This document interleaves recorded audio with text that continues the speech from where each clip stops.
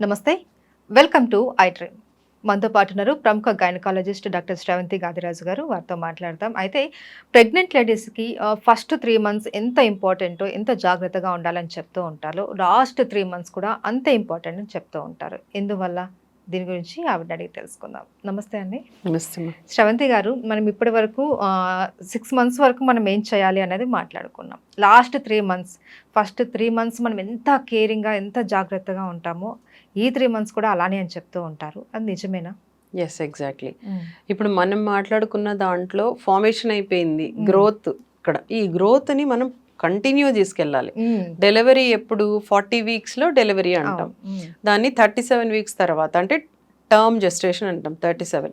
దాని తర్వాత ఎప్పుడైనా డెలివరీ కావచ్చు. మామూలు నార్మల్ డెలివరీయో సిజేరియనో అది పక్కన పెడదాం. But growth is total important. So ఈ లాస్ట్ 3 monthsని అలా థర్డ్ ట్రైమిస్టర్ అంటాం. దాంట్లో గ్రోత్ చాలా చాలా ఇంపార్టెంట్. బికాజ్ బర్త్ వెయిట్ అది makes them lot of difference. Baby Indian యావరేజ్లో 2.5 to 3 kgs మధ్యలో ఉంటారు. మన Indian average size baby 3 kgs to 3.5 ఉంటే ఎక్సలెంట్. బర్త్ వెయిట్కి అంత ఇంపార్టెన్స్ ఉంది. సో దానికోసమే గ్రోత్ ఈజ్ మోర్ ఇంపార్టెంట్. అందుకని లాస్ట్ 3 months బరువు పెరుగుతున్నారా లేదా, ఉమ్మనీరు ఏమైనా తగ్గుతుందా, తగ్గితే మళ్ళీ బేబీ గ్రోత్ ఆగిపోతుంది. బికాస్ ఉమ్మనీరు అనేది బేబీకి, ఇప్పుడు నీటిలో చేపకి ఎంత అవసరమో ఉమ్మనీరు బేబీకి అంత అవసరం. సో ఉమ్మనీరు పర్టికులర్గా కరెక్ట్గా ఉండాలి. పర్టికులర్గా ఇంత అని ఉంటుంది, దానికి ఒక కౌంట్ ఇస్తాం, AFI అంటాం దాన్ని. ఎక్కువ ఉండొద్దు, తక్కువ ఉండొద్దు. సో అవన్నీ చూసుకుంటూ ఉంటాం. 7వ నెల, 8వ నెల, 9వ నెల, 5, 6, 7 అయిపోయినాయి కదా. సో ఇప్పుడు 7 నుంచి వాటర్ లెవెల్ చాలా ఇంపార్టెంట్. 8, 9, 10 ఇంకా ఇంపార్టెంట్. సో వీటి కోసమే స్కాన్స్, గ్రోత్ స్కాన్స్ అంటాం. అందుకని అంటే బేబీ గ్రోత్ కరెక్ట్గా ఉందా లేదా, వాటర్ కరెక్ట్గా ఉందా లేదా, పొజిషన్ కరెక్ట్గా ఉందా లేదా, ఈ బ్లడ్ సప్లై కరెక్ట్గా ఉందా లేదా, డాప్లర్ అని చేస్తారు దానికి. అంటే baby to mother to baby blood supply, Doppler, ఇవన్నీ కరెక్ట్గా ఉన్నాయా లేదా మనం కంపల్సరీ చూసుకోవాలి. అయితే డెలివరీకి సిద్ధంగా ఉండాలి అంటే మదర్ ఈ 3 monthsలో ఎలాంటి జాగ్రత్తలు తీసుకోవాలి? 3 months అని కాదు, ఫ్రమ్ ద బిగినింగ్. ప్రెగ్నెంట్ అయినప్పటి నుంచి మనది టార్గెట్ ఈజ్ నార్మల్ డెలివరీ. అది అసలు మన అవుట్ ఆఫ్ క్వశ్చన్ లా అయిపోతుంది. నార్మల్ డెలివరీ అదేదో అద్భుతంలాగా, నీకు నార్మల్ అయిందా అని అడుగుతున్నారు ఆశ్చర్యంగా. అసలు అది that is the natural birth కదా. అసలు నేచర్ గేవ్ ద వన్, మనకు ఒక దారి ఇచ్చింది, దాన్ని వదిలేసి మనమే అడ్డదారిలో బయటికి తీస్తున్నాం. సో నార్మల్ డెలివరీకే ప్రిపేర్ అవ్వాలి. ప్రతి body is for normal delivery.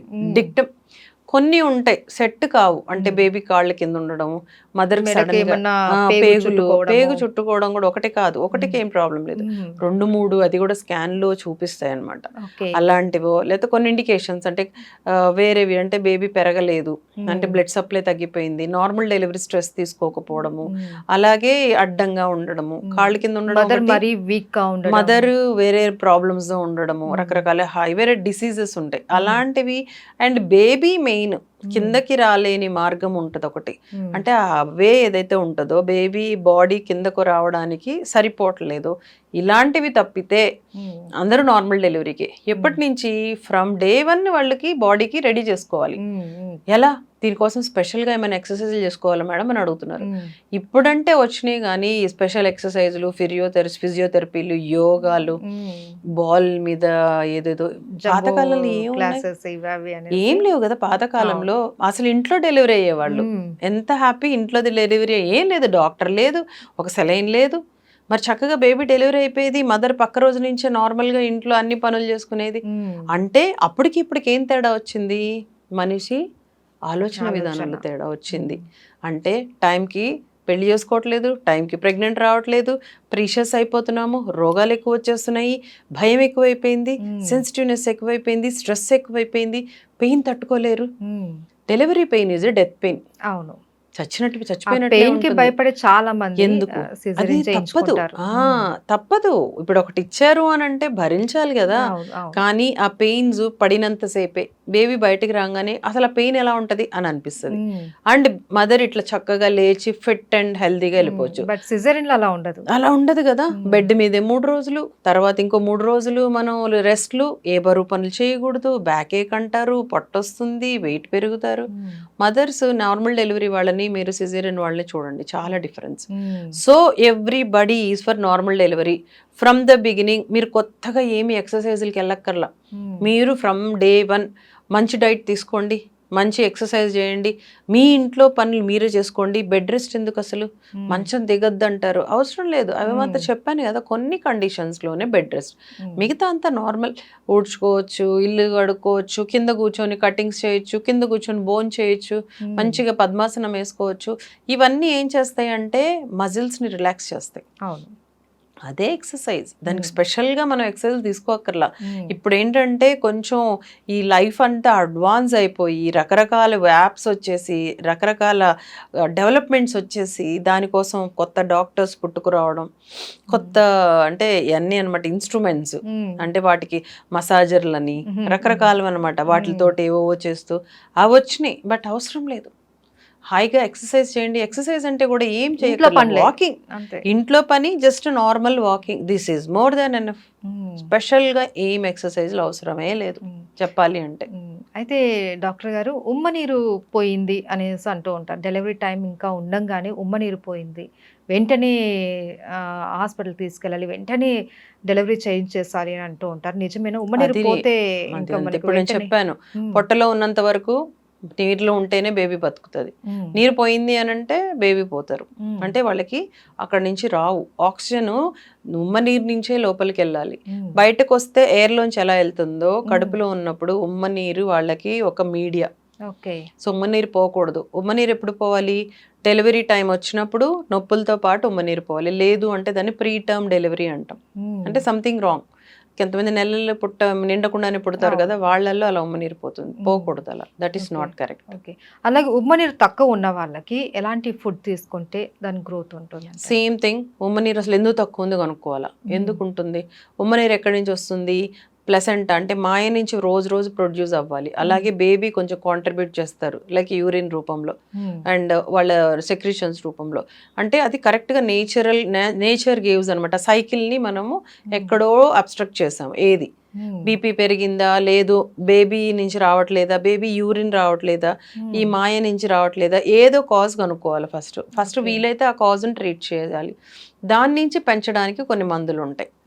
అంటే కొన్ని పౌడర్స్ వాటర్లో కలుపుకొని తాగమనడం, ఎక్కువ వాటర్ తాగమనడము, బీపీ కంట్రోల్ చేయడము. బీపీ కంటే ఏమవుతుంది, నాళాలు సన్నగా ఉండిపోయి వాటర్ కూడా ప్రొడ్యూస్ అవ్వేది తగ్గిపోతుంది. సో వాటిని వదిలేస్తాం, అంటే ఆ నాళాలని కాంట్రాక్ట్ అయిన వాటిని డైలేట్ చేస్తాం. అప్పుడు మళ్ళీ ఉమ్మనీరు రావడం స్టార్ట్ అవుతుంది.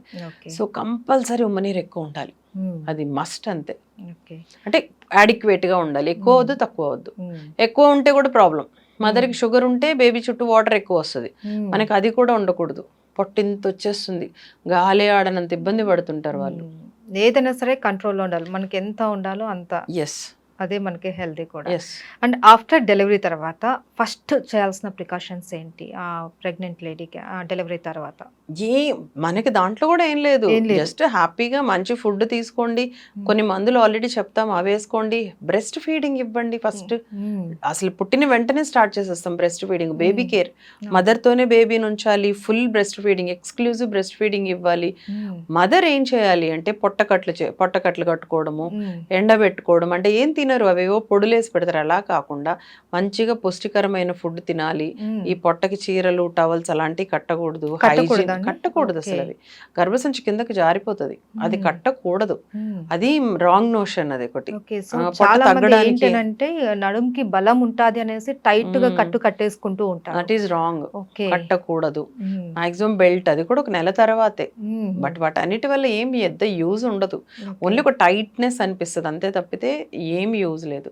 సో పర్టికులర్ గా ఇది చెయ్యాలి ఇది చేయకూడదు అని ఉండదు. You can go for all normal things, but not with హెవీగా, హెవీ వెయిట్స్ ఎత్తేయడము, హెవీ పనులు చేయడం. ఎట్లయినా బాడీ కొంచెం వీక్ గా ఉంటుంది కాబట్టి 6 weeks పోస్ట్ పార్టం అనే ఒక 6 వారాల టైమింగ్ డెలివరీ అయిన తర్వాత. సో ఆ 6 వారాలు మాత్రము రెస్ట్ లో ఉండాలి, మినిమం రెస్ట్ లో. బేబీని చూసుకోవడానికి టైం సరిపోతుంది కదా. సో అడిక్వేట్ గా తినడము, అడిక్వేట్ గా బేబీకి మిల్క్ ఇవ్వడము, మంచిగా నిద్రపోవడం, ఇవి చేస్తే చాలు. సో టోటల్ గా మనకి ఏంటంటే ఫస్ట్ నుంచి డెలివరీ వరకు మనం ఎలాంటి జాగ్రత్తలు తీసుకోవాలి, ఎలాంటి ఫుడ్ తీసుకోవాలి, ఏ టైంలో ఎలాంటి టెస్టులు చేసుకోవాలి అన్నది చాలా క్లియర్ గా మనం అయితే తెలుసుకున్నాం ఈరోజు అండి. Thank you so much. Thank you.